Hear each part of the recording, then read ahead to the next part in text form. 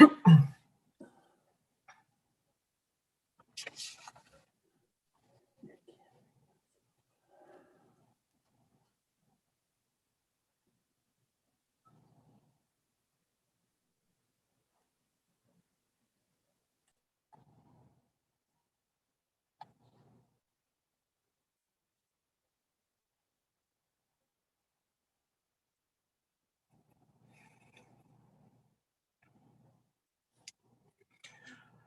good evening, everyone. I'd like to call this meeting of the Dartmouth School Committee to order for Monday, February 8th, 2021. Could I have a roll call, please? Ms. Genther. Chris Oliver. Here. Shannon Jenkins. Here. Kathleen Amaral. Here. Mary Waite. Here.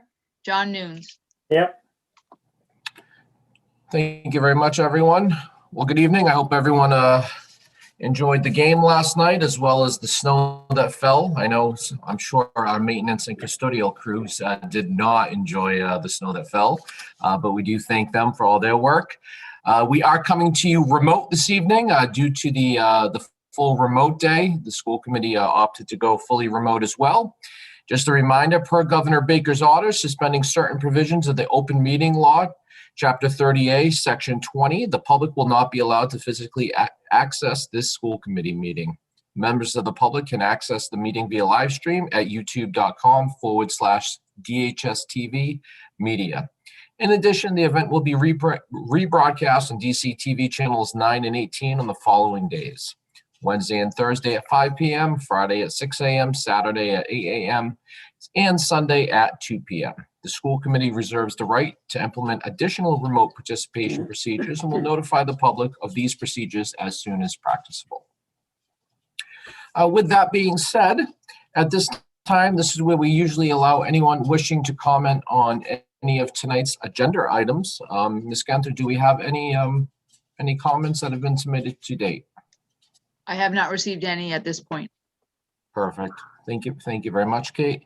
As a reminder, if you're watching this now, just sitting down, tuning in, you are welcome to comment and send those comments to kathleengenthner@dartmouthschools.org. And we will circle around at the end of the night to see if anyone had commented. At this time, Chair will entertain a motion for the approval of the regular session minutes of January 25th, 2020. So moved.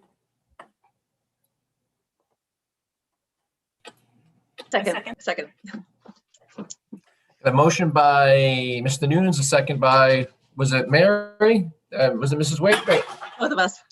All right. So motion by Mr. Nunes, second by Mrs. Waite on the motion. Any other discussion? Chair hearing none. Roll call. Chris Oliver. Yes. Shannon Jenkins. I'm going to abstain. Kathleen Amaral. Yes. Mary Waite. Yes. John Nunes. Yes. Thank you very much, everyone. At this time, Chair will entertain a motion to approve the executive session minutes of January 25th, 2020. So moved, Mr. Chairman, with the stipulation that they be held until the matter for which they were intended is complete. Second. Motion by Mr. Nunes, a second by, and I missed that one too because my dogs were barking. Who was the second? Thank you. Mrs. Amaral. On the motion, any further discussion? Roll call, please. Chris Oliver. Yes. Shannon Jenkins. Again, I'm going to abstain since I wasn't present. Kathleen Amaral. Yes. Mary Waite. Yes. John Nunes. Yes. And thank you very much, everyone. At this time, I'm going to turn it over to Dr. Gifford for Resolution 21-02, Employee Request for Unpaid Leave. Okay, thank you. So as you can see, we've had a request from one of our teacher assistants, Nicole Bishop, who works at the Quinn School. And we have had one of these leave requests before. This is for a childcare issue. The folks are having some struggles with the pandemic, as we all know. So she is asking for the committee to approve this leave from her work for the rest of the school year as The contract does not stipulate this specific reason, but it does allow for the school committee to approve that leave. So we would be in favor of approving that leave for her. Thank you, Dr. Gifford. To my fellow colleagues, you should have received the letter in your packets. Does anyone have any questions regarding this resolution? Any concerns? Okay, Motion to approve Resolution 21-02. Second. motion by Mr. Nunes, a second by Dr. Jenkins on the motion. Any further discussion? Do we need to read the full resolution, or is that okay, Mr. Nunes? They're normally all read, Mr. Oliver. Okay. So I can certainly read it if you'd like, or if you want to read it since you made the motion. Sure, that's fine.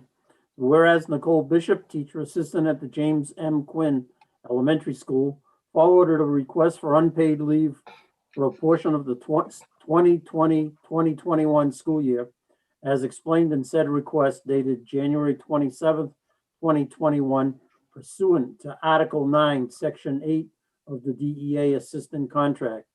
Be it resolved that Nicole Bishop, teacher assistant at the James M. Quinn Elementary School, be granted an unpaid leave of absence for the remainder of the 2020-2021 school year as requested and in accordance with Article 9, Section 8 of the DEA Assistance Contract. Thank you. And that motion was made by Mr. Nunes and the second was by Dr. Jenkins. Any further discussion? Chair hearing none. Roll call, please. Chris Oliver, Aye. Shannon Jenkins, Yes. Kathleen Amaral, Yes. Mary Waite, Yes. John Nunes. Yes. Thank you. That vote was unanimous. So thank you everyone for that. Next up, we have spotlight on the Andrew B. Cushman School. I'll turn it over to Dr. Gifford. Okay, we're really pleased tonight to have Dr. Dale, who is the Director of Early Childhood over at Cushman. And as we mentioned last time, it's a little tough these days with kids in and out and remote, not remote. But all our principals are doing the best job they can to try to showcase what's going on in their school. So if Mr. Galashaw can bring her on, we'll welcome Dr. Dale to tonight's meeting.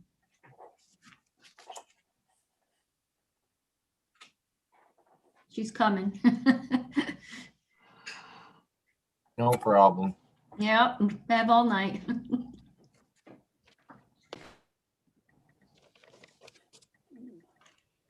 Hello. Hello. Hello, Dr. Dale. How are you? Good. How are you all?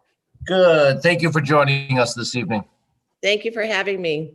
I'm excited. Excellent. Okay. The floor is yours. Okay, great. Thank you. Everybody can hear me okay? Great. Okay. So tonight I was thinking I'd like to share with you kind of what it looks like inside the walls of the Andrew B. Cushman School. I wanted to share with you through my very amateur video technology skills, an iMovie that I created, put together very spontaneously. It's an 8-minute peek into our integrated preschool and our kindergarten classrooms. Having the spotlight on Cushman, you'll notice many of the guidances that we've been hearing about, and you'll see them in the works with 3, 4, and 5-year-olds, such as the social distancing and the mask wearing and the hand washing, the reduced classroom density. Even though we have all of these changes in our environment and it's different from what we're used to, we've maintained a world full of wonder and opportunity. The video is going to give you a nice little glimpse into various things from morning arrival to different learning times. It'll give you a little piece of looking at a kindergarten classroom with a hybrid model where you see students from home zooming into their classroom or Google Meeting through their classroom. You'll see a physical education class and nap time. How many times have we not got to see nap time at the Cushman School? You get to see it tonight. You'll get to see some of the experiential learning that goes on in preschool and in kindergarten, and how the teachers provide fun opportunities in the moment and are able to bring it into the classroom and to tie it into the curriculum. You'll see that with some snow tonight. I've always said that if you're proud of your school, you're happy to invite the school community in at any time. So I thank you for the opportunity of sharing this through this video, kind of a day in the life of a Cushman student, from the early morning arrival to the dismissal. Here's just a few of the wonderful things that are happening in a normal school day, our new normal school day. We experience, we create, we play, we learn, we play some more, and through all that we do, we thank the support of our school community. The Cushman staff is a dynamic one with patience and creativity, and our staff is dedicated to meeting the individual needs and to making learning fun. I hope you enjoy it. Again, it's very amateur.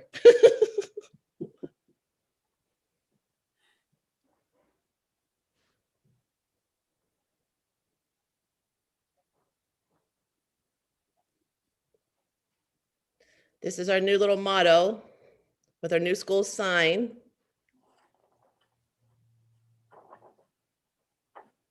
Continuing with the bucket filling.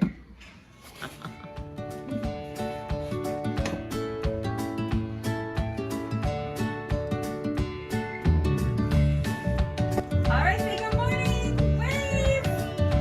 Good morning. Wave. Can anybody tell me why you're standing on these X's? Does anybody know why?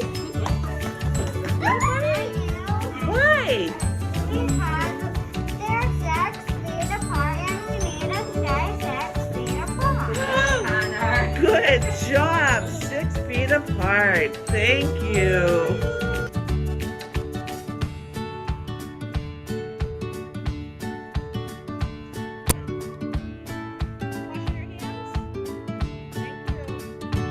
Sing up and start walking.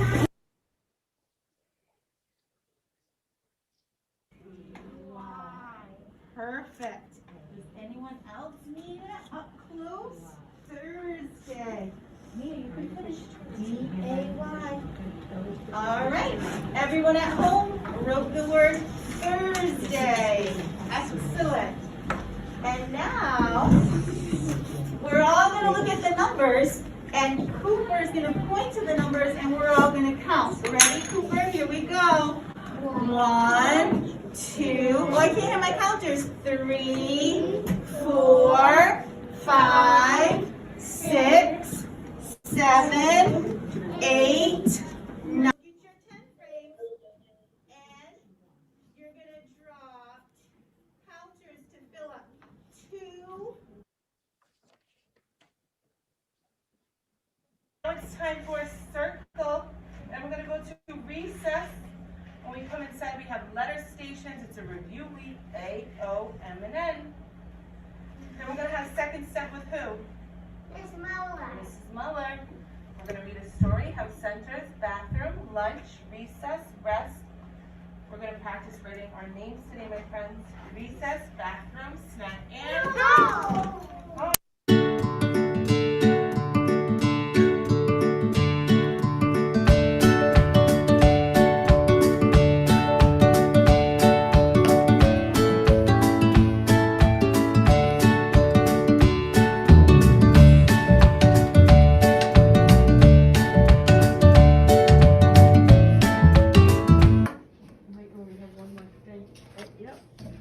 What are you making? An owl? And what letter is at the beginning of owl? Oh. Good job, Willow.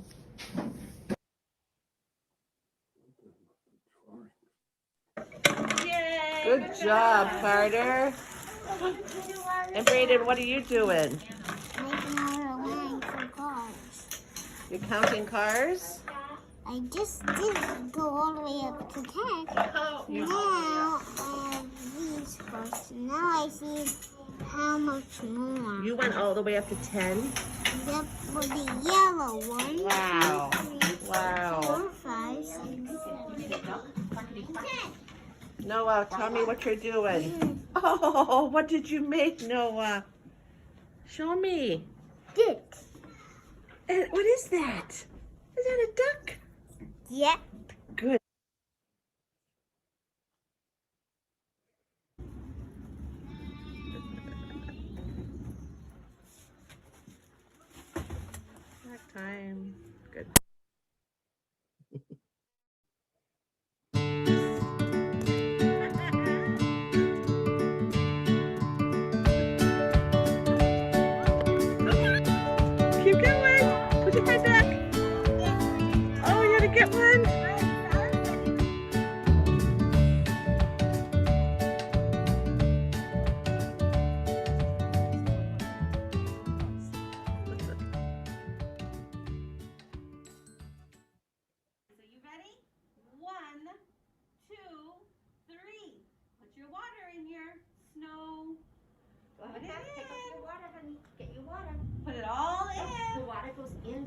Now watch it. Dump it in, Maverick. Go ahead. It's going. Whoa. Oh, you made snow for your Arctic animals. Wow. You can put your finger in and stir it a little bit. And Mrs. Barowitz and I will give you a paper plate. You can dump it on that paper plate. What did you make? Wow. What did you You make? can dump it. Did you make some snow? Oh, Yeah. there you go. And then you can let your animals play in it. Look at that. Put it all in there, dump Oh my it. goodness. Now you can That was touch like it with magic, huh? Whoa. Wow. Put your animals in it. They have real snow. I made a snowman penguin. A snowman penguin. Wow. Here's another way to make snow with baking soda and conditioner. Rainbow. Here's the rainbow. What color is this? Red. Technology for science class. Yellow. And our favorite time of the day, nap time.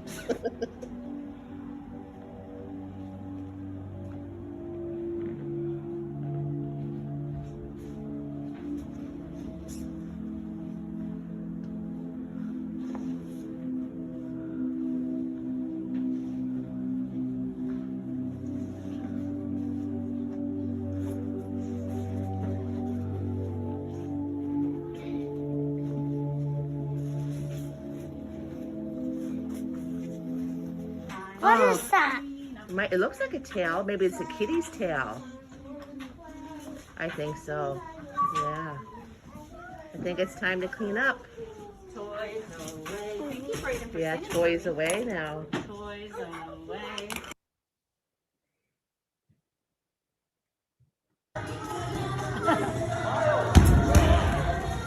Get it, get it, get it!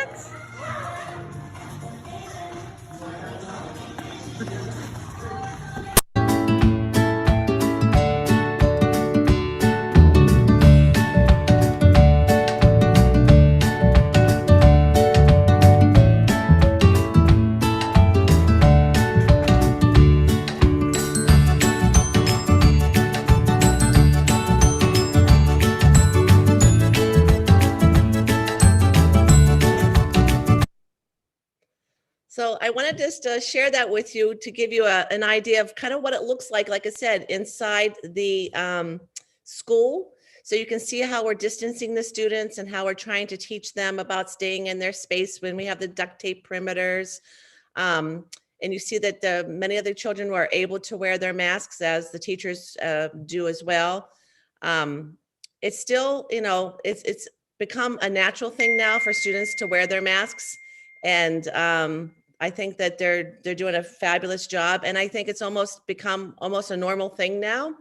And the kids are just enjoying coming to school. And today I was able to get into many classes that were remote.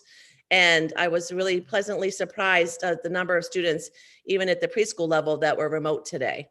So I'm enjoying this very much. The new position is in early intervention, and working with early ed it's been a challenge, and it's a dynamic, I truly mean it. It's been a dynamic team. These teachers are very skilled and very, very talented, and deal with many, many challenges, every day, but do so with grace and professionalism. So thank you. Well, thank you, Dr. Dale, for taking the time to come on this evening, as well as putting together that video. I think it gives me a really great overall look, peek into Cushman School and everything that goes on there. I cannot imagine the logistics and just the routine building that had to take place throughout this year. So no, that was wonderful, and I'll turn it over to my colleagues for any comments or questions from any of them. Yes, Mrs. Waite. Yes, Dr. Dale, I just want to say that video was fabulous. I thought it was just such a sweet glimpse, and it's been such a hard year, and to see how resilient, these kids are. It's just, and the hands-on projects that they were doing. I mean, I love the snow, and and learning about the conditioner baking soda. I didn't know that. So, I mean, just, you could tell that they were excited to be there. I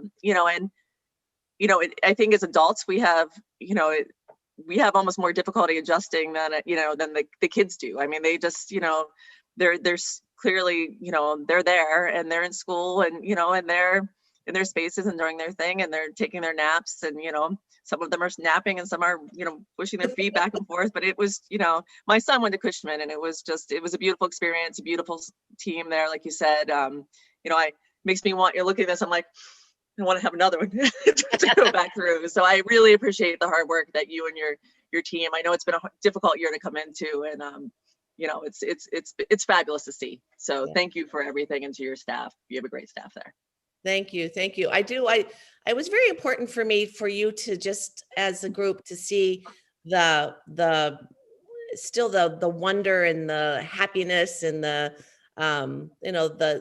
heartbeat of a preschool and kindergarten early ed environment. Even though we have all these regulations and guidances and things that we're doing, I think that's the end result that we all wanted, is to what can we create, even though we have all these parameters to live within. And I'm just very, very happy of what's been created. Yeah, you did a great job. Thank you. Thank you, Mrs. Waite. Anyone else? Comments? Mr. Nunes. Yeah, thank you, Mr. Chairman. Yeah, Dr. Dale, thank you very much. That was excellent. I went to 6th grade at Cushman School, so seeing the school brings back a lot of good memories. But and it was interesting and exciting to see everybody. The students were engaged, the teachers were engaged. What color? I was impressed with the letter O making owls, how they were making the owls. I mean, I know. Here we go. These are the students that are going to be, junior and senior year at the Dartmouth High School, with all their awards from the art class, and such. But just how everyone was engaged, really makes it nice. So congrats, job well done, and hats off to the teachers that are making this work. Absolutely. Absolutely. Thank you, Mr. Nunes. Mrs. Amaral? Yeah, thank you, Dr. Dale. A very sweet video. And I had to reach over to this isn't mine, it's my son's, but shout out to meeting the individual needs of your students with their oral, motor, sensory, stimulation there in the video. I captured that. My question is, have you noticed any glitches, or has it been kind of seamless now that we're kind of been into this for a while? Like you mentioned, the early intervention, so the transition. Has early intervention been working with you, and has it been seamless, or are there still kind of issues around families whose children may qualify for services in the preschool setting, but hesitant due to the regulations, or has it been pretty decent? Yeah, it has been very, very smooth. I want to say that I wasn't here before to have something to compare it to, but I can just say that with the need to do virtual meetings, that's really provided me with more time to be more hands-on with families. So I might be meeting them in a meeting, and they might be at their workplace, and then I'm calling them later on at a time that's mutually convenient for us, at home and things like that. We've been qualifying students, and students have been coming into the program, and now the pace is really, really picking up, because this is the time of the year when that happens. So yeah, I'm pretty pleased. There's a lot of questions that need to be answered before somebody wants to drop off their students to come into the building, But now I have this cute little video that I can show them. And I was fortunate enough to have the preschool information nights coming up February 23rd. And so we have a professional, the local TV here is helping us with the video for that. So it won't be my little iMovie, but it'll be more professional. And that will give families a nice look too in the building. So I'm looking forward to having that as a resource for our families to see. Great. And for those students coming in with special education needs, let them know we have a special education parent advisory council that is really open to hearing from new families. I will. Families, so you can send them our way. I will. Thank you. Thank you. Thank you, Mrs. Amaral. Dr. Jenkins? Yeah, I mean, the video, I'll just echo what my colleague said. The video is great, and I'm super, grateful for everything that your staff is doing, that you are doing to meet the needs of our littlest learners. I'll follow up a little bit, on what Ms. Amaral has said, and I think we've all been so focused on getting through this year, and we're doing, I think, a great job, the best that we can. And it's become increasingly clear to me, over the past dealing with my kids, just reading, looking around, that how many challenges we're going to continue to have, right? Because some of our littlest learners, like my husband read a story about how kids learn from people's facial expressions. That's how they learn, right? Social and emotional skills.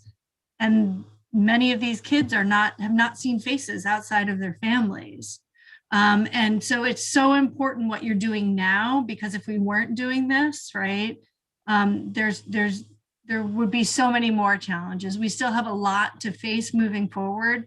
But I'm grateful that after hearing from so many other districts where kids are not in school, they're not able to have these interactions, that we're able to do this for these kids, because it's just seeing that video really, brings home how important this is. So please do share thanks with all your staff from all of us about this important work. I absolutely will. I will. Thank you. Thank you, Dr. Jenkins. Yeah, I will just sum it up, echoing everyone's comments, but wonderful job, wonderful presentation, Dr. Dale. One question that I have is, you had said you were able, because it was a full remote day, you were able to pop into some classrooms today to check in. Do you find that overall that you have a lot of students participating remotely on their when they're on their remote days? Yes, we're having really good success with students coming into kindergarten in the morning meetings and extended into the ELA block and then the closing meetings. But today, on a remote day like today, we really are challenging our preschool families to be just as involved. And That's right. So today I was trying to pop into those classes, and the children were just so tickled, I think, to see me pop in, because that's what I would do in the building, right? I'm in the classrooms all the time. So they were just happy to see me pop in. And we're following up with the families that are having difficulty. And the families that are having difficulty are the ones who have childcare issues. And we did find one family today with technology, and we'll take care of that this week. It was unknown to us until today. So we are doing everything we can to reach out to our families. And every time, I think we're getting more and more involvement. No, that's wonderful. I'm happy to hear that. So please pass along our thanks to all of your staff for a job well done. I will. Thank you. Thank you for coming over tonight. Great. Thank you, everybody. Have a good night. Bye-bye. Next up on the agenda was originally you can see under the presentations for anyone watching or had the agenda, we were supposed to present the South Coast Educational Collaborative. We did skip over that. We decided, Dr. Gifford and I, we're going to push that back till the next meeting. So that'll be in person. So next up, under old business, we have an update on the athletics program. Dr. Gifford. Thank you. Yes, we have Mr. Crisafulli here tonight. Just as a quick intro, as you know, we ran what we think was a very successful fall program. This season, we only had one little issue, and we handled that well due to the real vigilance by the coaches and the entire staff that works with our students. So we were one of the few schools in the area that did decide to run that program, and we were happy with that. I know we have some sports, hockey and basketball kind of finishing up now, but we do have some thoughts about moving forward for us athletic program. So we asked Mr. Crisafulli to come on and update you on that and get the sense of the committee as we move into this next season. Mr. Crisafulli. Thank you, Dr. Gifford, and thank you to the committee for having me tonight. As Dr. Gifford said, we've run our fall and winter athletic seasons, and in my opinion, have been very successful with the implementation of our plan and our safety measures and modifications. We're finishing up the winter season. As we speak, we actually had two of our teams participating tonight in a conference tournament. Our girls basketball team defeated Brockton High School here at home earlier this evening, and our boys are playing in the first round at New Bedford as we speak. So we also have our boys ice hockey team who is still competing. They have about a week and a half left of their season. They will not be playing a conference tournament because our conference only has 3 hockey teams competing, and we also have the co-op with Bishop Stang. It has been very challenging during the winter time in comparison to the fall because, you've had those 2 holidays in Christmas and New Year's. And I'm sure that I know there's a lot of there was a lot of challenges that came along with those 2 holidays, and we've seemed to work through that at this point. Now we're about to enter the fall 2 season, which is scheduled to begin on Monday, February 22nd. And that season would have unified basketball, football, fall cheerleading, and boys and girls winter track. And again, with the winter track would most likely be taking place outside for competitions because none of the indoor tracks that we would traditionally compete at, whether it be the Reggie Lewis Center in Roxbury or Wheaton College, is allowing outside groups to come in. We've had plenty of dialogue with our coaches, and we've begun to plan, and with a lot of details that we have to cover. We're going to host the individual program meetings like we've traditionally done the first 2 seasons. That has been very transparent as far as our expectations and things that we all need to follow. Now, I know that one of the hot topics per se since September has been what we have our fan policy or our spectator policy. As you know, at this point, we have not allowed spectators or fans into our home athletic events. That is stretched from both the fall and winter season.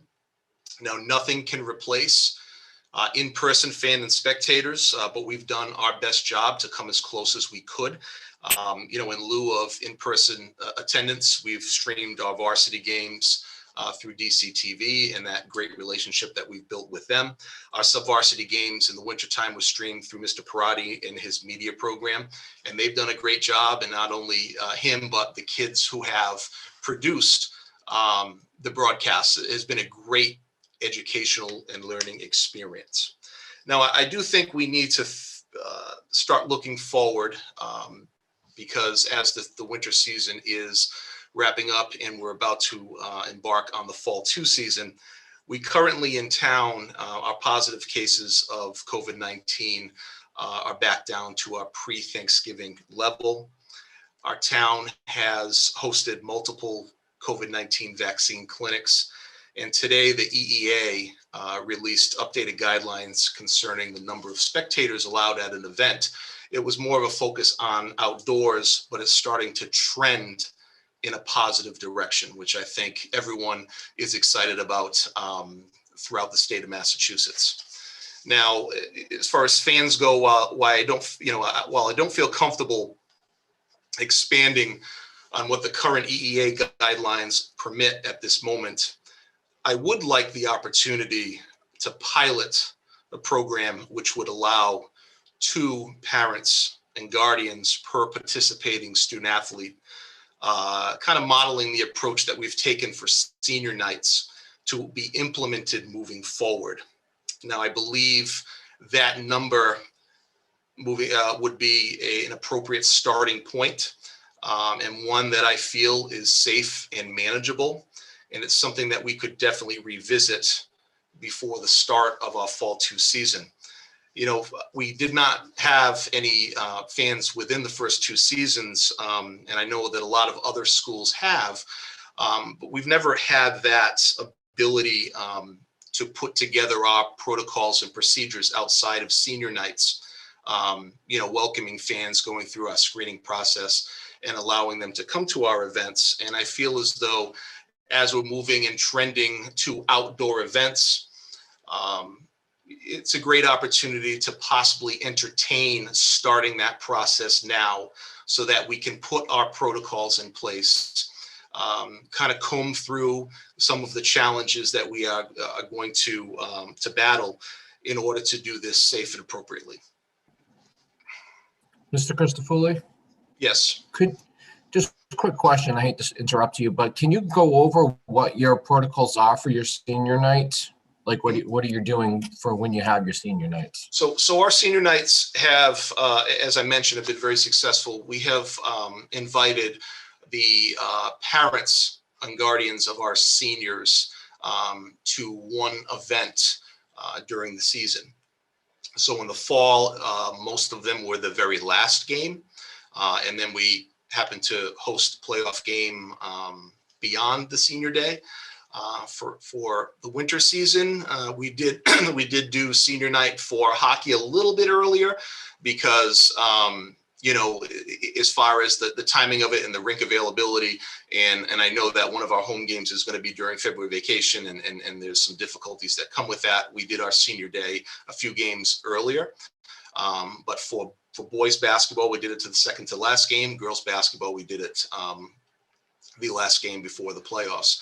And it has been parents of the seniors. So on average, there have been 2 per individual. They have come in, we've checked them in. We get the listing from the coaches beforehand. I follow up with an email that basically explains soup to nuts what the expectations are and what the night's going to look like. They do check in. We go through our COVID protocol tracking questions. And then we have our ceremony, and then the parents are allowed to stay in our facility, social distanced throughout the competition. And then when the competition is over, they're asked to exit right away. Thank you. As far as personnel, does that require additional personnel in the facilities and making sure that people are following proper social distancing? Yes. And again, when we talk about having the ability to do it now in preparation for the future, I think it's very important that we see, we're going to go in with a solid game plan that I feel very comfortable with. But to answer your question, there would be an additional 1 to 2 staff members that would police, per se, the individual fans and spectators that are at the event. But again, we've been able to run senior days and senior nights very successfully. Parents have been very cooperative. And again, they're just very happy that they have the ability to come see their student athlete participate in person. Sure. Well, thank you. I apologize for interrupting you. It came off the top of my head and wanted to make sure I asked those questions. Do you have anything else for us, or do you want to hear from any of our committee members? No, I think that the two words of safe and manageable are what should be at the forefront. But like I said, with the numbers trending in the good direction, I do think there is a unique opportunity here to start that conversation and begin that process as we roll into the fall too, which is an outdoor season. Mrs. Waite? Yes, so thank you, first of all, Mr. Christofouli. And I know that, we've been hearing, as individual members quite a bit from some parents who definitely want to see this, happening to come and see their students. And it's good to see that our numbers are down and that, I agree with your judgment. I think it's a time to try it out. I guess one question I have is maybe, and this maybe goes back to Mr. Kiley or Dr. Gifford, is will this, when we're talking about Hetland, it's a different issue because it's not within our schools. What kind of stress would this put onto our janitorial staff? I guess that's something I had in mind as we have more parents and, who are in our facilities as opposed to outside facilities.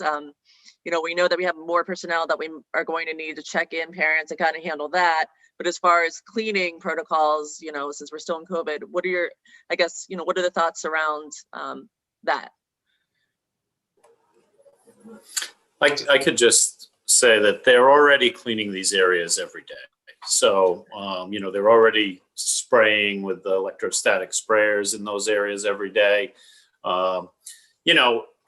Would there be some additional use and thereby creating some more work? Yeah, there would be. But, the bathrooms that they're cleaning and the gym area would already have to be cleaned. So it's not, I don't think it's prohibitive.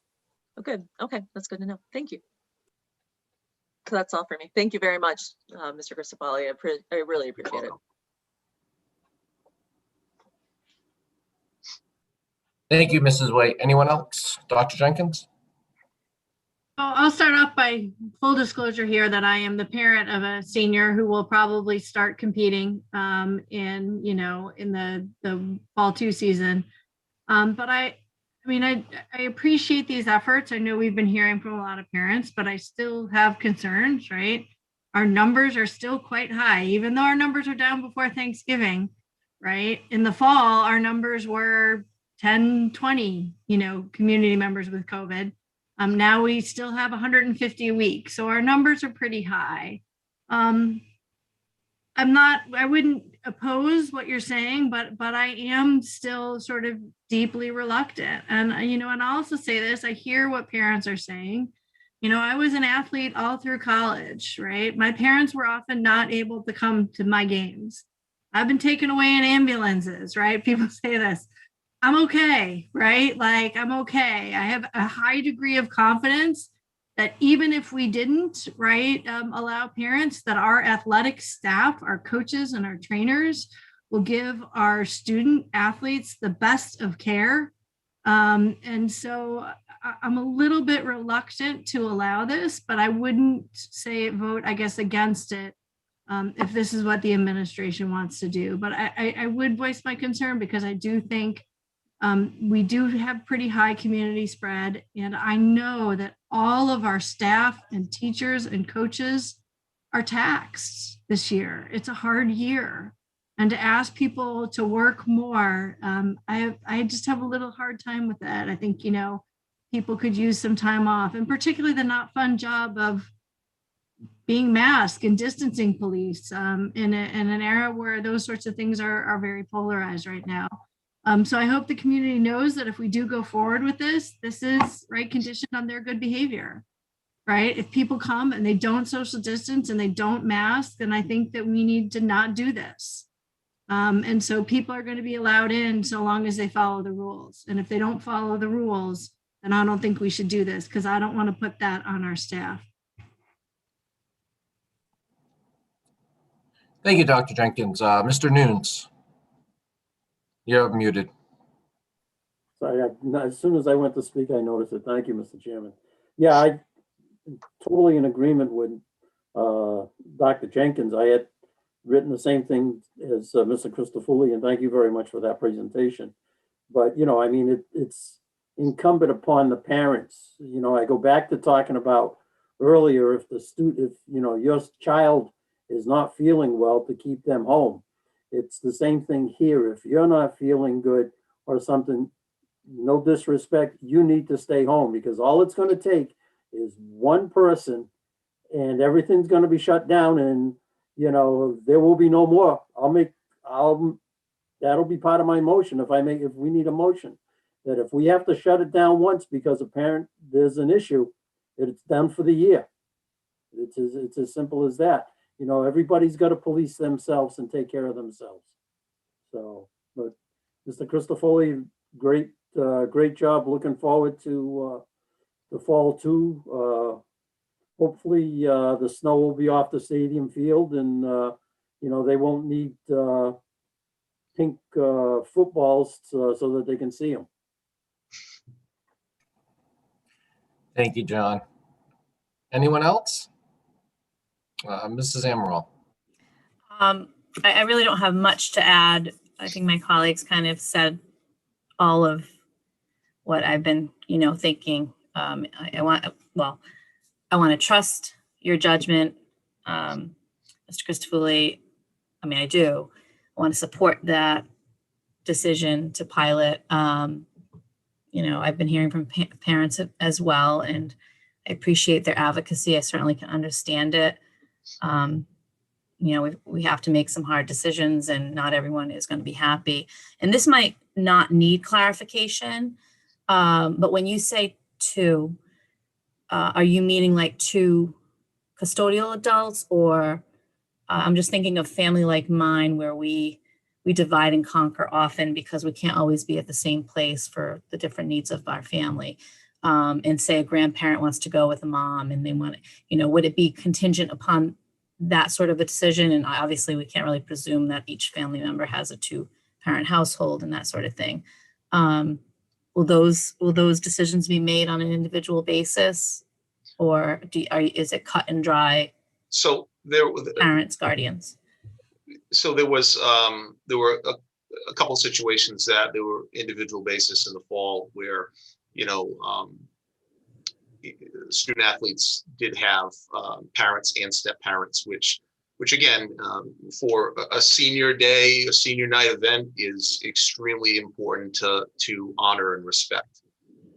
What my recommendation would be in this situation would be your parents or guardian. Make it very clear. Thank you. Mm-hmm. So I was just wondering, how many games are left that are home games of any of the sports, the seasons right now? As we sit right now, there are 2. 2 games. Mm-hmm. So I would propose that we do a pilot, very, very, very strict parameters like you were speaking about. We've obviously been talking about this a while, and we understand. I mean, we've been pretty adamant about no fans, and as you all have taken the emails and the questions, et cetera, for the betterment of the program and trying to keep our kids playing and safe. But to Dr. Jenkins' point, if we were able to try a game of the last 1 or 2 games as a pilot and continue on, and if it goes well, and then prepare ourselves for the next season. But as Mr. Noon said, if something happens and we have pushback or anything, then we can always pull it back again. That would be my thinking. Mr. Nunes? Yeah, thank you, Mr. Chairman. Just came to mind. Are we going to have like a sign up, Mr. Christofouli, so you know how many are coming? Or, I mean, I'm not trying to get into the weeds here, but I know the reading the MIAA rules and regulations, I guess it's 45 students, so the most you're going to have is 90 parents type of deal. But are you going to have some type of a checklist that says, Mr. and Mrs. Smith, are here for Johnny and that type of deal? I don't know. So when you're referring to the 45, that would be for the fall 2 for outdoor, for say, the number 45 would be the maximum participants allowed to suit up during the football game. And again, being outdoors and there. But if you're talking about, so to answer your question, there's multiple directions to go with that. There is the simple soliciting names and creating your lists. There are schools that have created different types of Google forms that they have sent to families, and families have filled out, and it kind of dumps into a spreadsheet that you could print out and be ready for the check-in. So again, I mean, what I would do, and what I feel is most likely the best situation, is to do it electronically. Now, having said that, we could do it one day and it doesn't work out well, and then you can go back to the paper form. So these are the types of situations that I'm talking about that I much like to iron out well before we transition to outdoor activity, where now you have a situation where there's even more individuals that are attending and eligible to attend an event, and you really haven't gone through those. I certainly don't want to call them growing pains, but you haven't gone through that process yet. The senior days went great. They, again, the most we had was 14 individuals. that attended. You know, you do that in the rest of our fall, winter season and fall too. That number is going to go up pretty high in comparison to the senior days. So that's a great question. That's how I would go and approach it to begin with. I'm pretty confident that it would work efficiently. But again, if it doesn't, it's a very easy adjustment. Mrs. Waite? You're muted, Mary. Sorry. Okay, Mr. Crisafulli, have you checked in with some of our like neighboring districts who have allowed spectators and how it's going there? I mean, I guess I kind of get, revert back to, the idea of the senior nights when we just have the senior parents. And I think I stepped back a little bit as I'm, listening, thinking football and the number of parents, if we're talking about, bringing in all of those parents, I almost feel, first of all, I'll get back to what, Mr. Noon said earlier. And I think, tonight, let's move on the pilot and then revisit completely from what we've seen and not make a decision for fall too. That's the first thing I would think. But I also am wondering maybe, if we take a baby step and say we allow seniors, I am worried about, when we start thinking about such a huge squad and that many parents congregating together, that really does, I understand the seniors. I'd say that those numbers really concern me. So I guess I'm curious what other schools are, what they're thinking, what kind of success, what kind of issues have come up as you've been talking to other ADs. So that's the loaded question. So remember in the fall, we made our decision of no fans, and all the other schools in the conference jumped on board with us, and then they jumped off board and created a very unfavorable situation for us. Right. But to our credit, in my opinion, we have been the most consistent school and school department in this area when it comes to this topic and subject. Right. For the winter time, the league did decide that as far as with basketball, that we were not allowing home or away fans, with the exception of senior nights. And we're just about, again, to complete those seasons. And it's something that none of us in our schools have done. Hockey is a little bit different, where, again, we have 3 schools within our conference that we play. We play a lot of non-league games. In our conference, we have Bridgewater Raynham, who does allow fans. We have Durfee that when we played them did not. A lot of the opponents that we do play do allow spectators and fans, again, albeit controlled. So there, and again, if you're looking at a lot of the different schools in the area, and to your question, I will compare just for this purpose, but I certainly, we make decisions that's in, the best interest of our student athletes and programs and schools. But in the surrounding schools and conferences, many of the schools have moved forward with some type of fan experience outside of senior nights.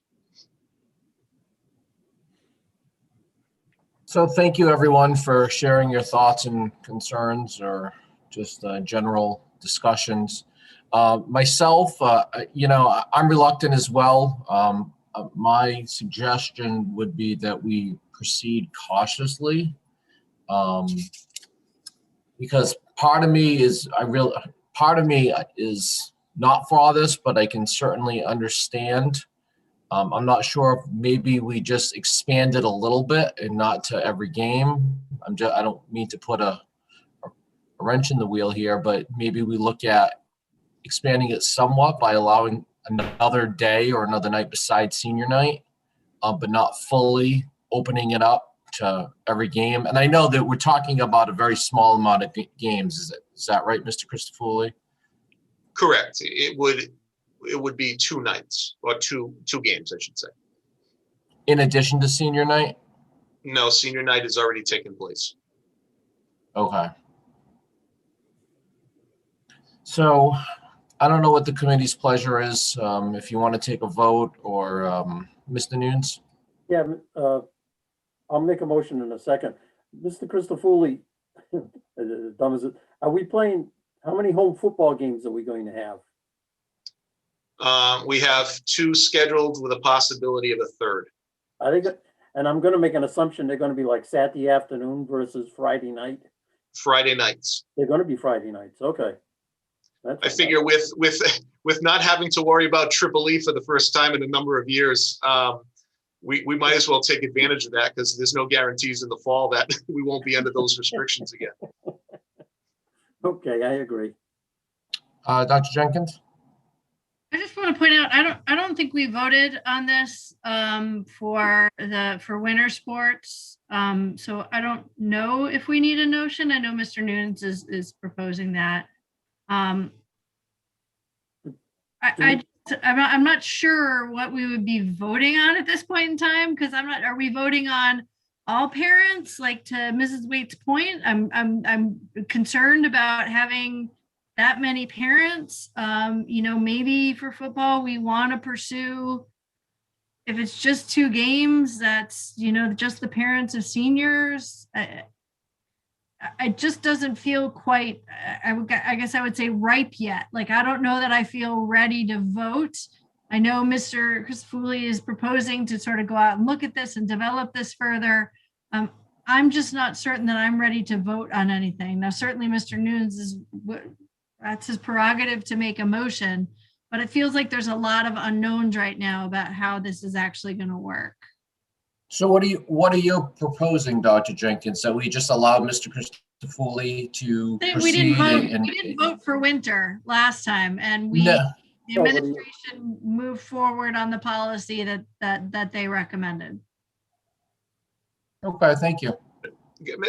Mr. Oliver, can I make one quick comment? Sure. I know that the Nunes brought up football, and again, I mean, that's something that's going to be discussed within our league to try to get some common ground for football, because again, it's a sport that has the most participants on both sides, and again, we'll have certain restrictions that we're going to need to follow. There's a lot of variables, not as far as gameplay itself, but the actual running of the event and the responsibilities that come with it. So the conference is looking to get together and to kind of carve out a path that we feel is safe and manageable moving into that season. Thank you, Mr. Christofouli. Ms. Samaral? Yeah, and just to clarify, this isn't just a football thing. This is unified. This is all fall too. This is unified basketball. However, that's indoors. This is cheerleading, competitions or something. And then cheerleading competition can't happen. There'd be a game day, and again, in addition to your 45 rostered players, you have your cheerleaders also that are added to that. And then winter boys and girls track, which yes doesn't. Okay. Numbers on track may be even bigger than the numbers on football, right? I mean, if you think about what the track team looks like. Yes, but the track team, what we've talked about in the conference is doing virtual meets so that you don't have 2 large groups at one site. We don't have swimming, but that's what the many schools in the state who host swimming have done. Mr. Christofouli, yes. What are your thoughts about just doing seniors? Is that senior parents and kind of keeping that rather than opening? I mean, what do you see as the advantage of opening? Maybe advantage is not the right word, but what are your thoughts around just inviting our senior parents in for the fall 2 season? Well, I mean, it's difficult to go from 0 to whatever is next, and I agree with you when it's more of a kind of a slow drip per se that you're looking for. The advantages of allowing each participant to have 2 parents there. Your maximum is probably between 38 and 40 per se, maybe a little bit lower depending on if 2 parents are going to go or 1. When you're talking about seniors, you're looking at the number of 12 to 14 per se. So, I mean, when you're looking at the size of the area in which we have, there is room to allow 2 per. Okay. And when you're looking at what this could evolve into in the fall too. That's why we wanted to take not that huge leap of faith, but the halfway point, because you're talking about half rosters, you're talking about a larger area of the rink. You know, like I said, we had our senior day the other day, and it went smooth. So again, I mean, in both cases, like I said, I went right for the each individual player, because I think in the facility we can manage that situation, and it would give us you know, a little bit more than what we just came to the table with, which we just allowed senior parents only in the last event. And I'm sorry to jump in again, but and what about your coaches? How are they feeling? Are they in support of this? That's one thing, you know, do they feel confident moving forward? Are they hesitant? I don't, not, you know, you don't speak about, you know, individual coaches, but just in general, coaching staff, what are their thoughts? No, I mean, it's a very different environment when there are no fans and spectators. There is as many positives you can bring up and as many negatives that you can bring up. I'd be lying to you if you go into an event with no spectators and you have the same kind of, I hate to use the term, juice coming into the game as you would with fans.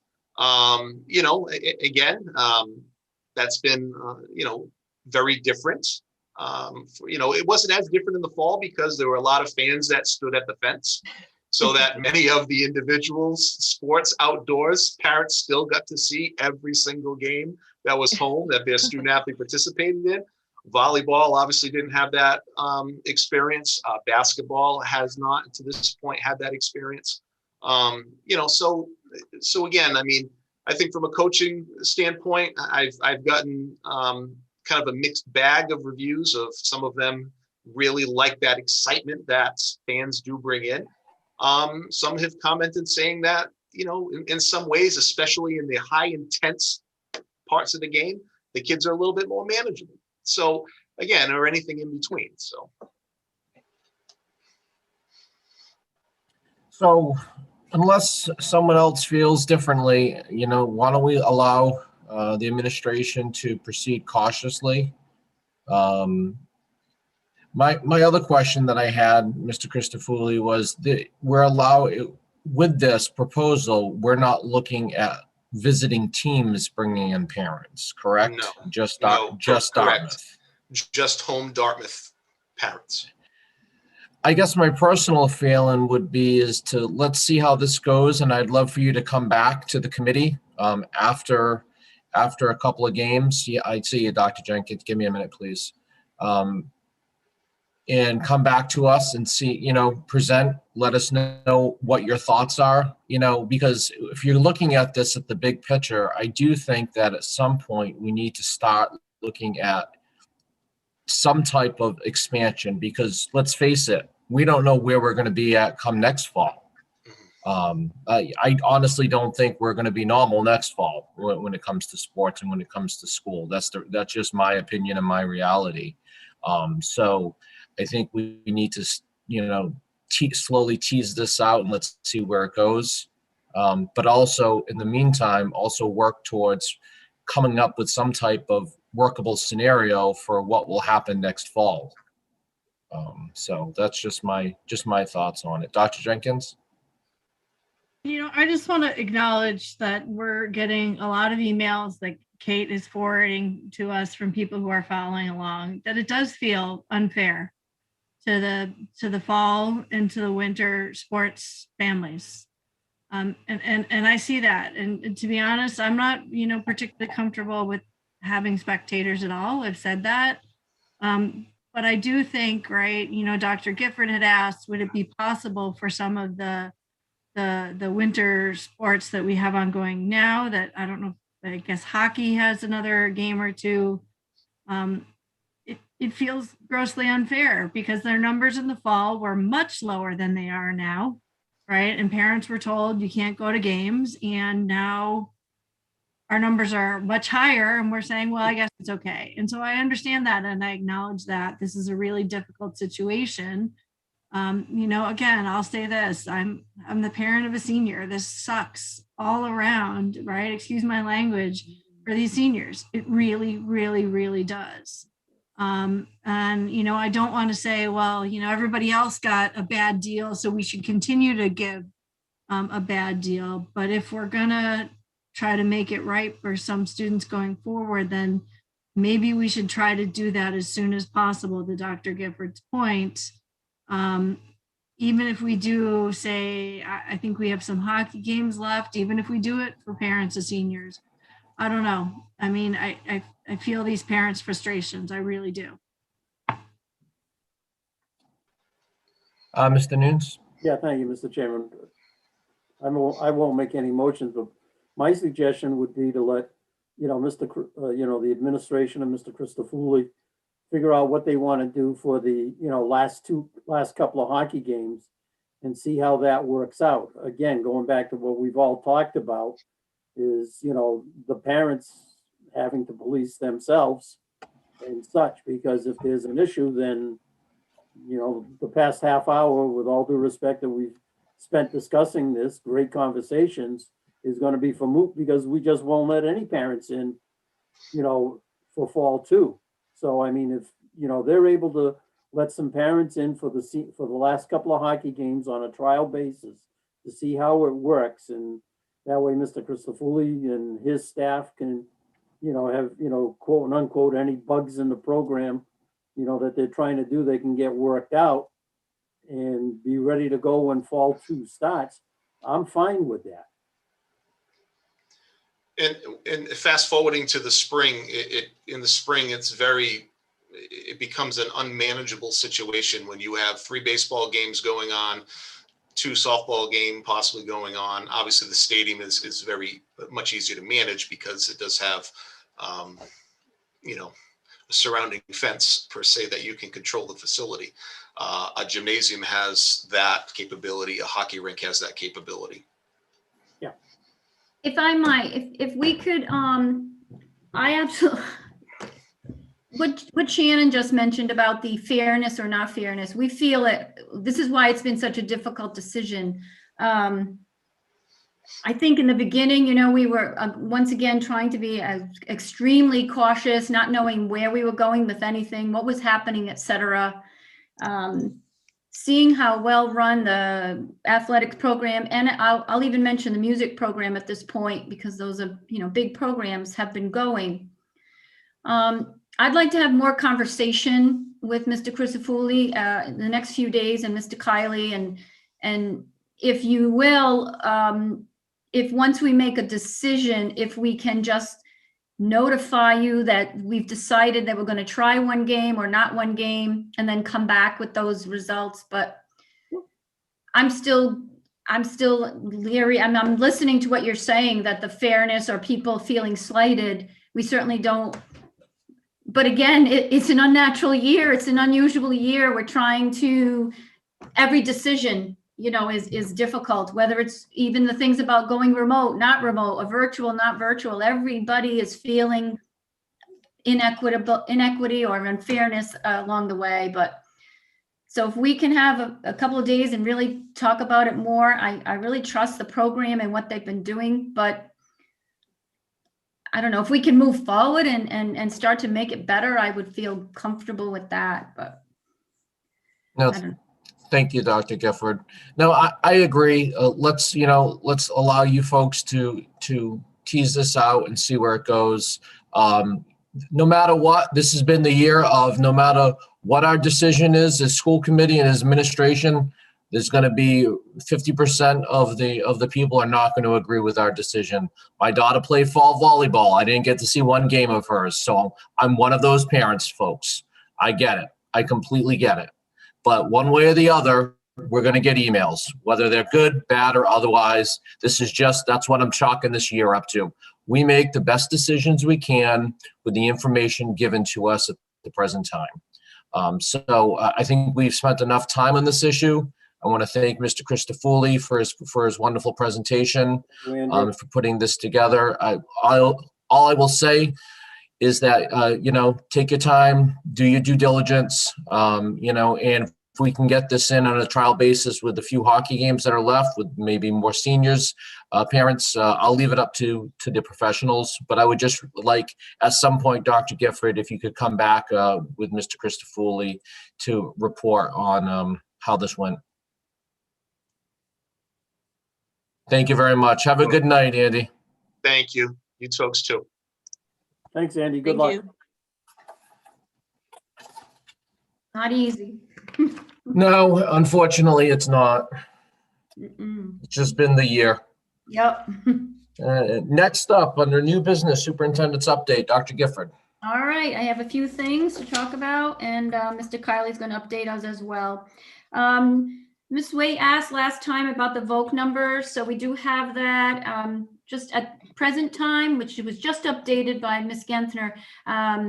We have 322 students at VOC, and 67 of those are ninth graders, just to kind of give you a sense of the number that, and that's been about the pattern, 75 or so a year that moved from the 8th grade into the 9th.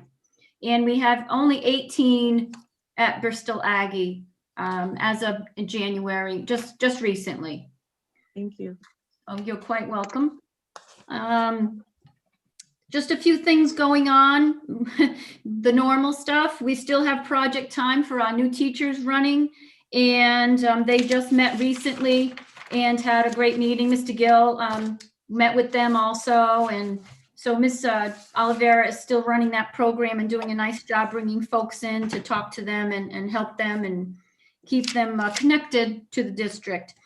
We are waiting to hear on if we're in the second round of the engineering grant from the Project Lead the Way. As you recall, we're involved with Project Lead the Way for our computer science. We're continuing with that and adding more resources, more professional development for those teachers, the 2 computer science teachers that we have, but we're still waiting now to hear on the engineering grant, if we can move forward with that. Our 7th and 8th grade teachers have been working with UMass Dartmouth and WPI.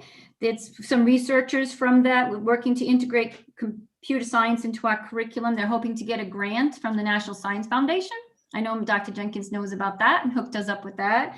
And Ms. Oliveira has been meeting with those teachers and those researchers, and we'll see what happens. I do want to do a shout out to Mr. Parati once again on the DHS media. I think I sent you a link for one of the upcoming shows. They have the Superlative show coming up, but he has a new group of kids, new crop of kiddos that are working with him. But once again, he's here tonight, of course. He's not failed us on anything we ever ask him to do. And he grabs his sidekick, Mr. Galashaw, and grabs him along. So I just want to give them a shout out once again.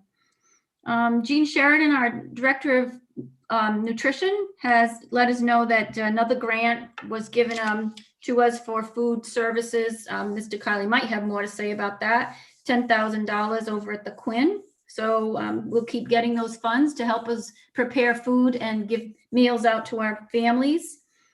You received today I sent you from Patty Keene, the DECA students and how well they did. There's too many to list, so I'm not going to say anything, but congratulations to all of those students that placed, and we'll be moving on and did such an outstanding job. And I do want to commend those teachers for continuing the program. Our students always do so well, the DECA students. I think last week I sent you an edition of the Elementary Curriculum Chronicle that Mrs. Oliveira has been working with the CIA team. And I thought it was awesome. So I hope you had a chance to look at that. But the second edition is going out this week. And it just really provides a lot of resources and updates on what's happening with the elementary curriculum. And the last thing before I'll turn it over to Mr. Kiley is, once again, we met with, of course, Mr. Mishu this morning. And as you know, we had the Saturday clinic, and it just went phenomenally. First of all, he couldn't say enough about the help that the Dartmouth Public Schools is offering, secretarial help, nurse help, technology people were there. They did almost 1,000 vaccines this weekend, and up from about 300. He said no clinics really have attempted that number. I've received emails from folks just out of the blue, telling me what a wonderful experience it was, professionally run, organized. And I think the most important thing is a couple of testimonies, if you will, from one of our nurses and actually Ms. Genthner as well. What a wonderful feeling it is to be working with the community. And when you, like Ms. Nurse said, you know, when she walked in, it was like this sense of, I don't know, just camaraderie and collaboration, and all the departments are there, the police departments and obviously the Board of Health and us, and just all kinds of folks that are just doing the best they can to help the community. So obviously there'll be many more clinics coming, but we once again really appreciate the work that we've been doing with the Board of Health and Mr. Mishu. He's been fabulous. So that's it for me. And as I said, I know Mr. Kylie has a couple updates for us as well. Thanks, Thank you, Dr. Gifford. I just wanted to let you know that I haven't forgotten about the budget. I appreciate your flexibility, and we originally were going to do our presentation tonight. As you'd imagine, there's an awful lot of uncertainty in this budget process and a whole lot of other things for us to focus on a daily basis besides this. But it is, you know, one of our most important tasks, obviously, and it helps support kids. You know, so we are ready to move forward at the next school committee meeting with a presentation and our proposal. You will all have that this week because next week is school vacation. So I will get it to you this week, so you have it in advance of the next school committee meeting, and we'll move forward, you know, with that. There's certainly some holes. We don't have a lot of information. We have, you know, the governor's initial budget proposal, but we have no more information from the state side. We really don't know where, you know, where we're going to have to go in terms of restrictions and you know, what sort of precautions we're going to have in place in the next school year, obviously. So there's a lot to think about with this budget, but we've given it our best shot. We're in a pretty good place with it. We have a budget subcommittee meeting on Wednesday, and that'll be the first public discussion of this, and then we'll bring it forward on the 22nd to all of you. Anything else, Mr. Kiley? Oh, I just saw Mr. Nunes. Go ahead, Mr. Nunes. Yeah, thank you, Mr. Chairman. I apologize. I should have talked to Mr. Kiley about this earlier today, but we were just talking. I know we had the furnace issue at Potter School. I'm just wondering what we've got for a funding source and, you know, everything else. And I'm just wondering if we should put town hall on notice that we may be coming for a reserve fund transfer to cover the cost. So what Mr. Nunes is referring to, and for the benefit of those who don't know, we had a heating issue at the Potter School. 2 boilers went down and had to be replaced. So it was a big task. I really can't thank Rick Ferreira enough. He led the whole effort, had somebody on site immediately to help with it. He dismantled the boilers himself. And really, it was a pretty seamless operation, considering we went from not having either of those boilers functioning to having in basically a day 2 new boilers in place, hooked up, ready to go, pumping heat back into the building. So it was an awesome effort. In terms of money, you know, as I had mentioned in my update to you folks, we're looking at a couple of alternatives in terms of you know, what we might pursue. One is insurance. One is although they are not under warranty, this is highly unlikely. It is highly unlikely that this would happen to boilers of this age. So these are excellent boilers, very high efficiency. We replaced them less than 10 years ago. They should have lasted another 15 years. without any major problems. So, we are going to pursue that with the manufacturer. We'll see, how that goes. And then beyond that, we have, a couple of viable options. We do have some money built into the budget for maintenance of, our equipment. This is fairly expensive. And, it would deplete a lot of those funds. So we definitely could pursue a line item, a reserve fund transfer if we need to.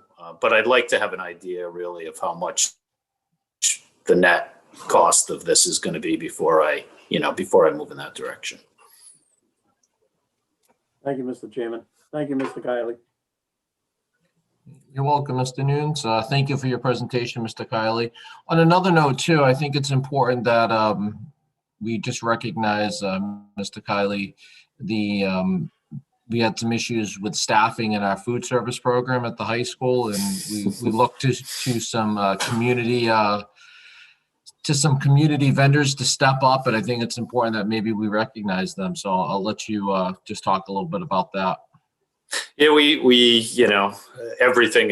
most everything is COVID related these days, and we had some staffing issues that were COVID related that got to the point where we weren't quite sure if we were going to be able to serve lunch at two schools.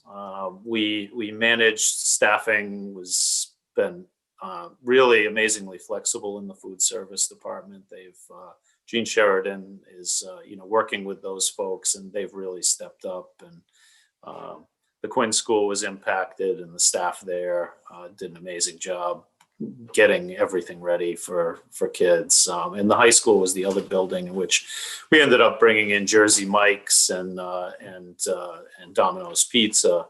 And our staff was not staffed by our normal cafeteria workers. It was sort of volunteer staff, anybody who could help.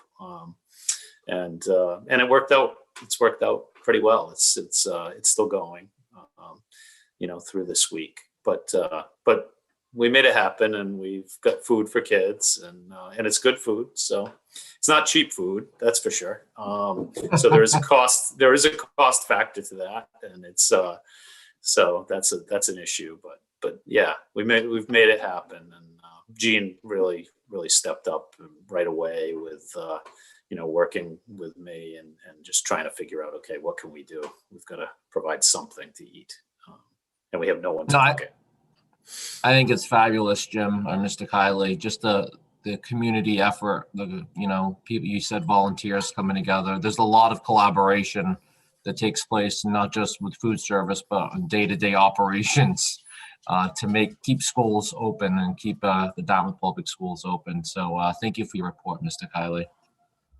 Thank you. For the report of the chair, I will just add a couple of things. I thought it was great. I know at our last meeting, Mr. Tebow talked about our new service dog, and I love seeing how WPRI has picked him up. He's got a lot of media attention. The service dog. So it's been a pleasure to read some of the articles and hearing what the kids had to say about him. So no, I think it's a wonderful program, and I'd love to see it maybe somehow bring that down to some of the other levels. On another note, I would just like to take this opportunity to express our condolences to Deidre Tavares. She was a former Dartmouth High School and SMEC student. She passed away unexpectedly, and there's been a lot of information on Facebook as well as the local media about what a wonderful person she was and how she enjoyed her time at Dartmouth High School. So I would just ask if we just, as a committee and administration here, just have a moment of silence for Deidre.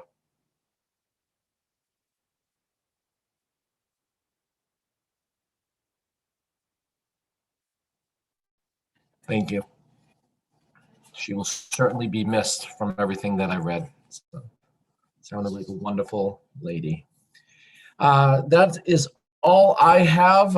Anyone else have anything for the committee? Okay, our next regularly scheduled meeting of the Dartmouth School Committee is Monday, February 22nd. This time, Chair will entertain a motion to adjourn into executive session for the purpose to provide an update with respect to collective bargaining with union personnel, not to reconvene. So moved. Second. Motion by Mr. Noon, second by Dr. Jenkins. On the motion, any further discussion? Roll call, please. Chris Oliver, Yes. Shannon Jenkins, Yes. Kathleen Amaral, Yes. Mary Waite, Yes. John Nunes. Yes. This meeting has ended. We'll see you on the flip side, everyone. We'll be there. Thank Good night. Thank you.